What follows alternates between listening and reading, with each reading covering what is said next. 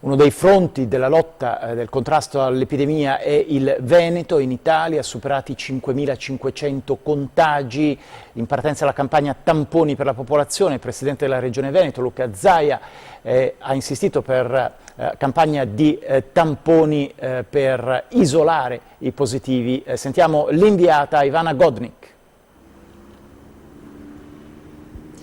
Sì, siamo qui davanti al Policlinico Universitario perché, come avete appunto detto, qui oltre a curare, stanno curando da più di un mese, perché i primi pazienti sono arrivati proprio la sera del 21 febbraio con il cluster di Vo, dunque il giorno in cui è scoppiato il problema del coronavirus in Italia. Cercano anche di studiare, cercano di continuare con la ricerca, anche se, come ci dicono tutti, è difficilissimo perché si tratta di una corsa contro il tempo. Infatti è proprio da qui che il professor Andrea Crisanti, direttore del Dipartimento di Virologia, partirà con questa sperimentazione 20.000 tamponi al giorno per cercare di stanare soprattutto gli asintomatici. Inizierà dalle categorie a rischio, dai medici, dai sanitari, dagli infermieri, per passare poi alle forze dell'ordine e soprattutto a tutte quelle persone che in questi giorni hanno continuato a lavorare nei supermercati, nei negozi, a stretto contatto con la gente, con i clienti, con le persone, per poi passare anche in realtà